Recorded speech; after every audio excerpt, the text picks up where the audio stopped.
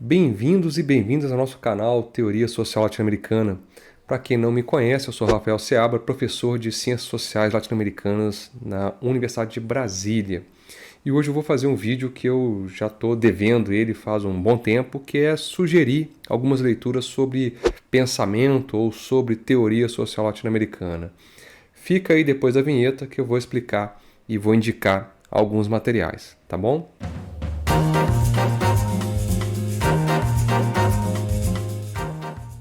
Bom, eu vou começar aqui com o primeiro livro. Não é um livro tão recente, ele já tem aí quase 20 anos, que é o Pensamento de Nossa América, Autoreflexões e Propostas.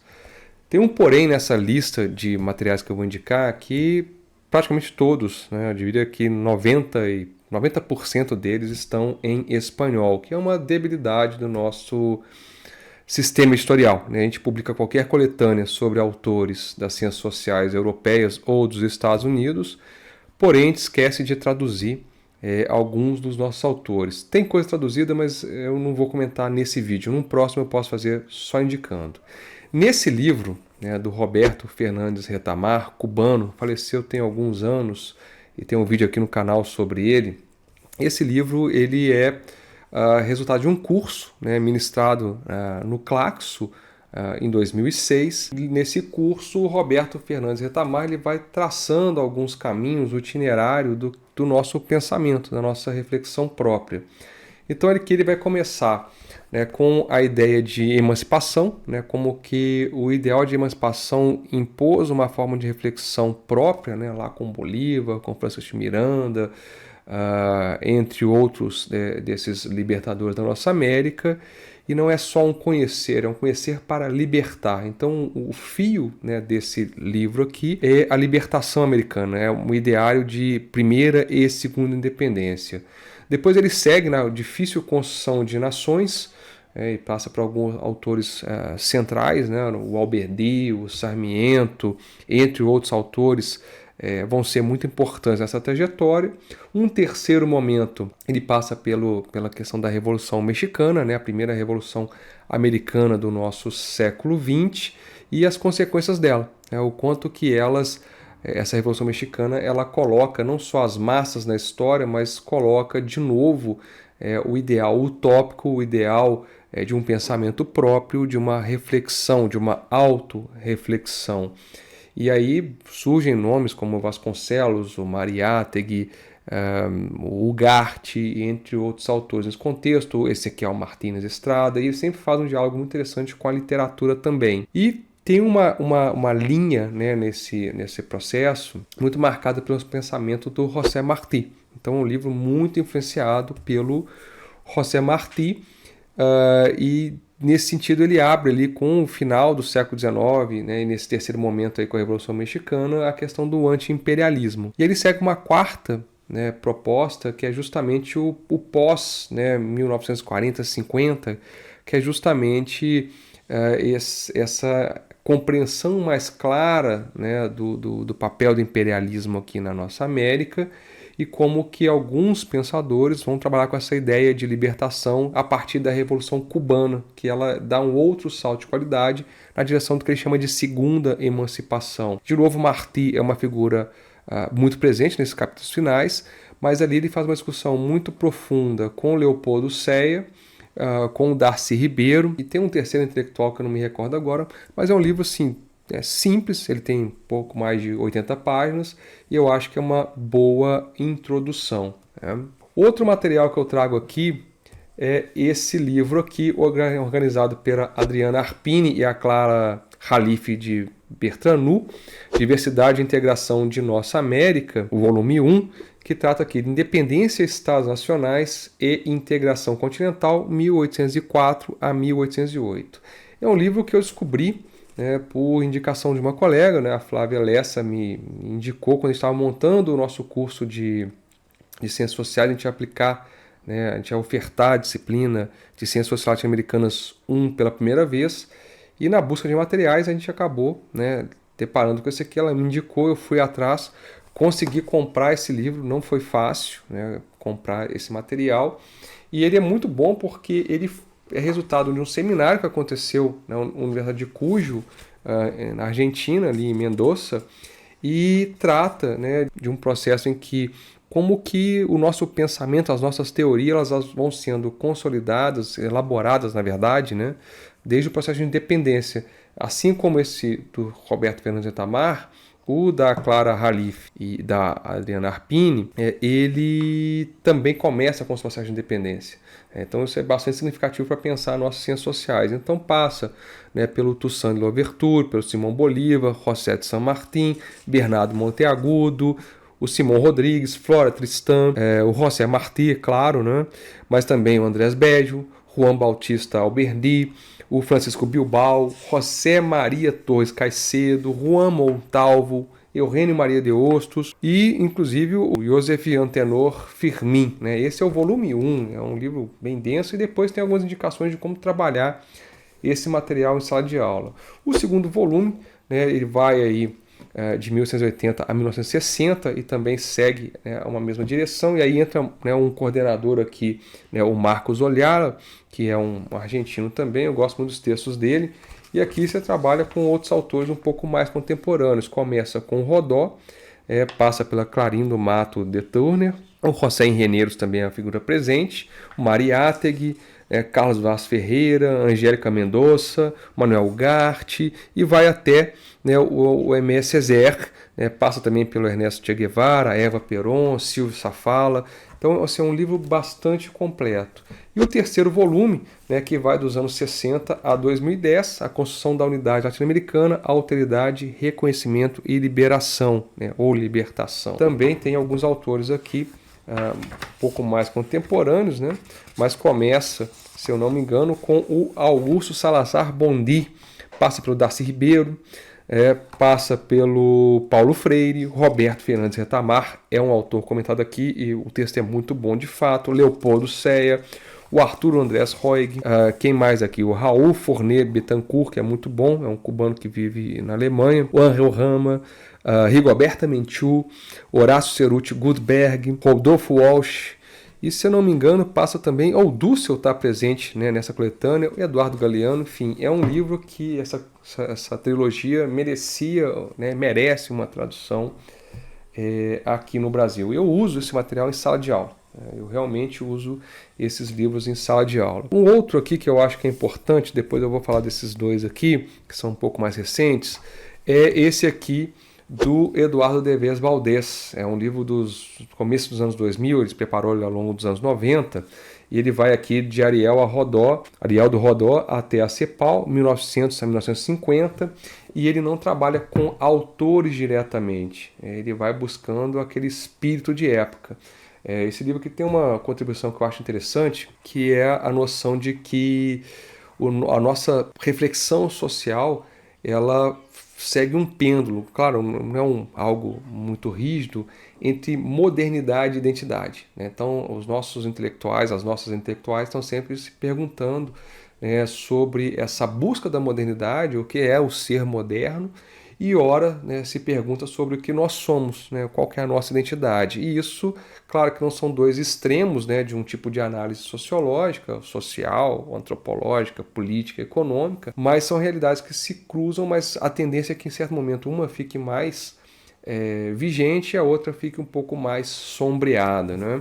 Ele não trabalha, como eu disse, com autores detidamente, é claro que ele vai passar, né, pelo diálogo com os autores, com algumas correntes, mas ele vai, né, em cima de noções, né, de alguns temas. Então ele começa pelo significado da Guerra Hispano-Americana de 1898 e a obra do José Henrique Rodó, o Ariel, né, e como que isso vai construindo um debate de época ali na primeira década, e talvez a segunda década do século XX, né? Também passa pelo debate, pela questão da crise, ou pelo menos da crítica ao positivismo, o desenvolvimento cada vez maior das tendências socialistas e anarquistas aqui na América Latina, as interpretações sobre raça, nação e democracia, a identidade do povo, né, discutindo a questão do indigenismo e mestiçofilia, a questão do afro-americanismo, multiculturalismo e identidade, as estéticas das vanguardas, enfim.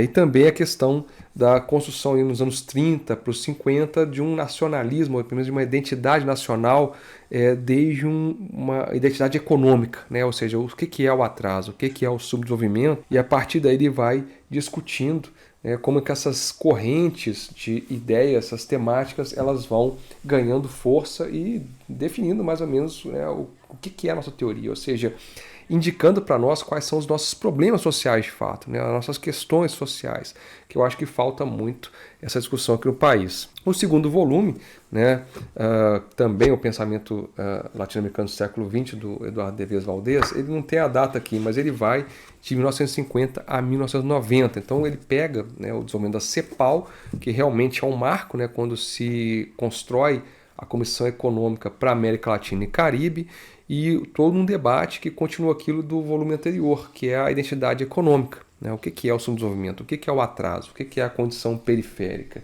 E aí todo um debate de época vai girar ao redor dessa temática. Mas veja que ela combina a questão da identidade, mas tem, né, o eixo fundamental aí, mais do que identidade, a questão da modernização, da modernidade. Então o tema do subdesenvolvimento é muito discutido aqui, então ele vai demonstrar como que as ciências sociais mais institucionalizadas elas vão se desenvolver ao redor dessa temática e vão, né, se consolidar a partir daí. Também vai trazer a questão do ensaio, né, todos os 3 volumes, a forma da escrita, né, ensaísta, está presente no debate e na discussão que o Eduardo de Vez traz, né, para a gente. Enfim, traz alguns autores aqui que são importantes. Um capítulo assim, muito longo, né, e bem importante sobre a dependência, né, o dependentismo e os dependentistas, eu acho muito interessante.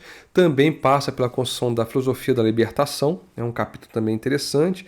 Depois, né, um diálogo que entrelaça teologia da libertação com teoria da dependência, o que ele chama de humanismo, que vai em direção ao combate a essa dependência cultural e em busca de uma autenticidade, né, que é justamente a questão do pêndulo, né, da modernização, modernidade e identidade. O pensamento político que vai se desenvolvendo a partir daí por conta do ciclo de ditaduras civis militares que acontece na nossa região.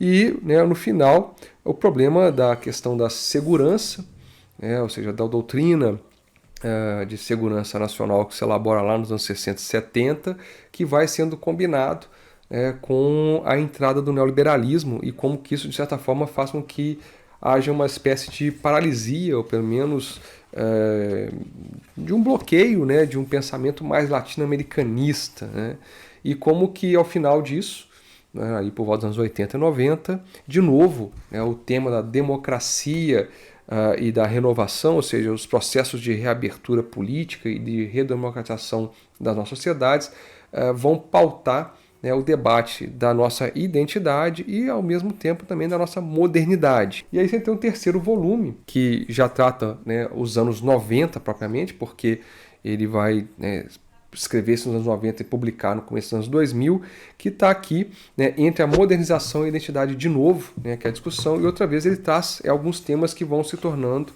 importantes nos anos 90, pensando aqui que os anos 90, em escala mundial, mas não só para nós, ele traz para nós o tema do fim das utopias, ou pelo menos aparentemente o fim, né, de propostas alternativas ao próprio capitalismo, uma adequação à democracia como um fim em si mesmo, a tendência a adotar sistemas bipartidários, a redução do papel e da importância do mundo do trabalho e a ascensão de outras identidades que acabam concorrendo e superando, né, no debate a importância do mundo do trabalho, que a gente está vendo hoje que é um grande engano, né? Nós estamos colhendo os frutos desse abandono, e aqui ele vai passando alguns percursos, né, da nossa discussão nos anos 90, né?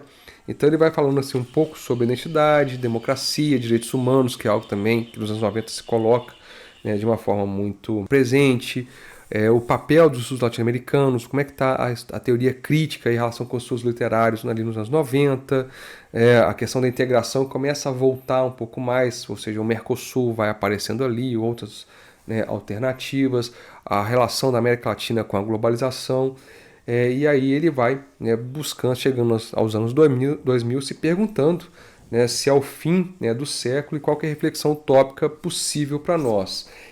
Essa trilogia, eu não sei porquê, aí talvez tenha que conversar com quem teve a ideia de traduzir, eu, né, bato palma aqui agradeço o Gilmar Antônio Bedin, que traduziu apenas o volume 3, ou seja, reforça um pouco uma tendência que a gente tem de abandonar um pouco o século XIX e início do século XX como uma etapa importante e fundacional das nossas ciências sociais. Mas é um livro muito bom, ele está com a tradução boa, e ele é basicamente os mesmos termos, né? Não tem nada de diferente do que eu mencionei agora.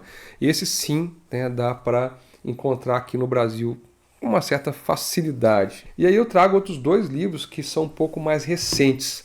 Esse aqui da Patrícia Funes, As Ideias Políticas da América Latina, é um livro de 2010, 2011, se eu não estou enganado, e é um livro muito bom.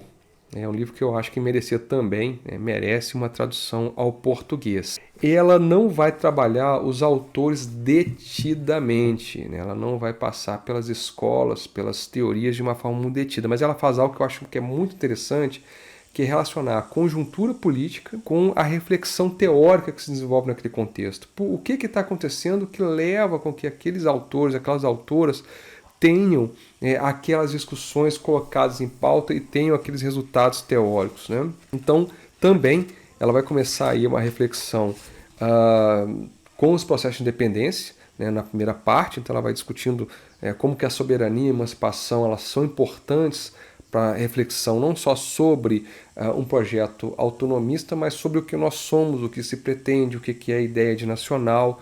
Então, como que a revolução, no caso de independência, ela é uma fonte, uma forma de ir contra uma ordem. Qual que é a ordem? É a ordem colonial. Porém, depois de feita a revolução, na obra dela aqui, um aspecto que é interessante é como que da revolução se passa para o problema da ordem.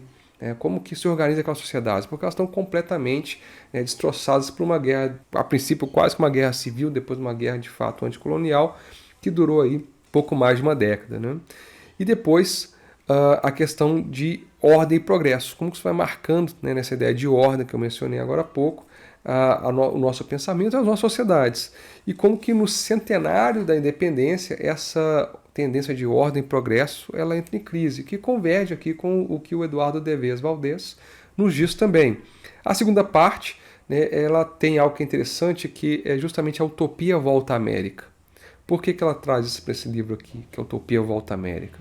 Porque a Primeira Guerra Mundial aconteceu, ela aconteceu na Europa principalmente, e aqui parece uma terra promissora, né? Depois da crise de 29 também, os Estados Unidos entram, né, num colapso econômico, então aqui parece um espaço em que ainda há, né, o possível de vislumbrar uma sociedade, claro, com todas as críticas que a gente pode fazer, mais integrada, mais humanista, mais aberta, né, a assimilar o outro. Então isso acaba sendo parte das teorias que vão acontecendo ali a partir dos anos 20 em diante. E as ideias começam a ser revolucionadas na arte, na literatura, na filosofia, na sociologia, né, e a revolução começa a voltar à ordem do dia.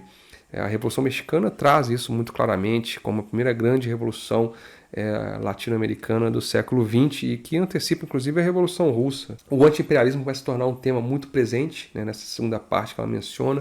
Ele ganha um novo significado, a democracia começa a ser repensada, surgem os governos populistas, então tem que se pensar o que é o papel das massas na história, se o populismo ele contém ou se ele dinamiza o papel das massas, a centralidade do Estado, algo que hoje a gente precisa repensar, né, que Estado que a gente quer, o que significa o Estado. A gente está vendo um monte de crise sanitária, como de infraestrutura com essas enchentes, enfim, que a gente coloca a culpa absolutamente, né, na mudança climática, mas a gente sabe que a questão é outra, eu não vou entrar nesse debate, mas a centralidade do Estado. E no final, na terceira parte, ela tem um capítulo que eu achei muito legal, que chama América Latina, onde interessantes eventos estão tendo lugar. Então ela fala do boom da literatura, fala da ascensão das nossas ciências sociais com a capacidade de inverter o fluxo de consumo de teoria, a partir das teologia da libertação, teoria da dependência, a teoria do colonialismo interno, marginalidade estrutural, ou seja, a nossa literatura sobe a cena.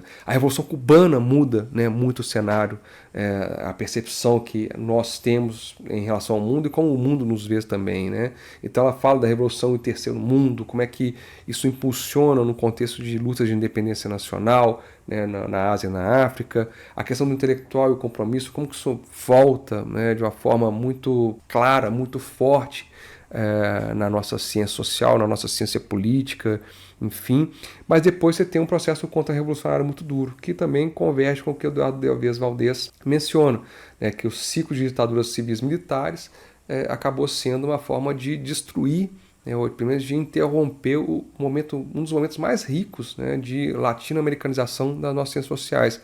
Por que é o mais ricos? Porque o Brasil, dessa vez, ele entra também, né, nesse processo. Ele não fica à parte, como foi em boa parte do século XIX e até, vamos dizer aí, até os anos 40, né, do século XX.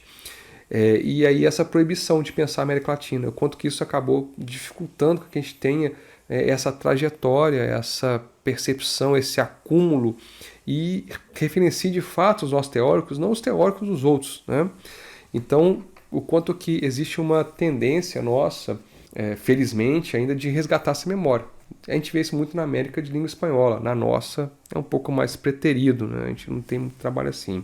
E o último é um livro novo, né? Muito novo, se não me engano, ele é de 2020, deixa eu ver aqui, 2023, do Fernando Calderón Gutiérrez.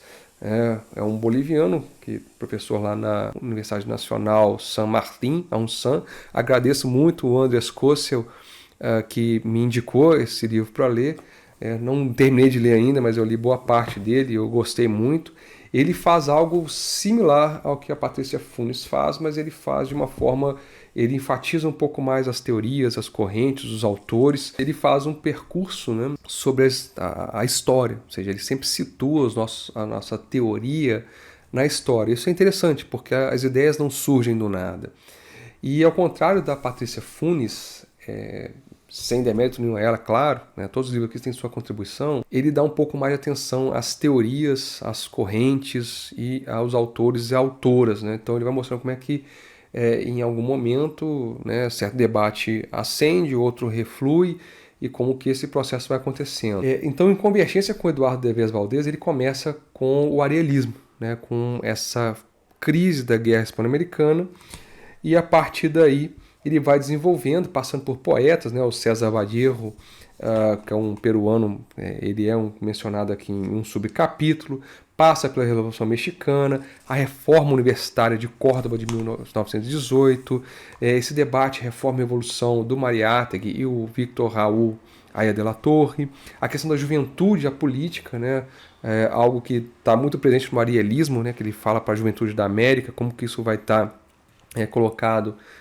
ali nas primeiras décadas do século XX, o cardenismo, né, do Lázaro Cárdenas no México, como essa questão do Estado, né, como uma entidade importante e continuadora, consolidadora de alguns aspectos da Revolução Mexicana, né, como que existem algumas reformas que vão acontecer na nossa sociedade que vão ter o seu êxito. Então ele põe o Brasil como parte desse processo, a Revolução Boliviana e a Revolução Guatemalteca ali nos anos 50, Cuba e o Chile como galvanizadores das nossas ciências sociais, que é muito interessante, né? Ou seja, a Revolução Cubana em 59, a via, né, democrática ao socialismo no Chile ali nos anos 70, as revoluções na América Central, algumas outras experiências populares nacionais que vão acontecer ali nos anos 50, 60 e 70. Então ele menciona, né, o Ernesto Gaitán na Colômbia, mas que, né, ele é assassinado, aí você tem um processo de violência, né, a violência que chama, né, o evento ali nos anos 50 para 60.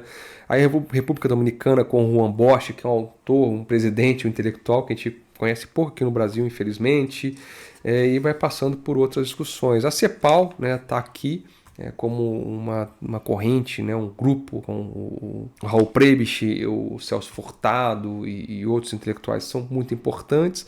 E aí tem um capítulo que eu gostei muito, né, desse livro, que é Dependentistas versus Realistas Mágicos e vice-versa, em que ele faz uma relação, assim, uma análise comparativa e integrativa, né, da teoria da dependência com o realismo mágico, né, desse pensar diferente, desse imaginário, né, de um fantástico aqui, de uma possibilidade, de uma utopia que é muito prazeroso de ler.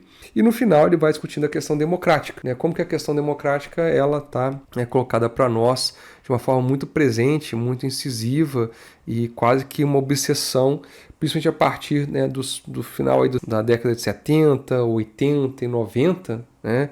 E o quanto que isso coloca, né, a nossas ciências sociais para pensar esse debate. Então, é um livro importante. Também é outro que eu acho, né, que merece a tradução ao português.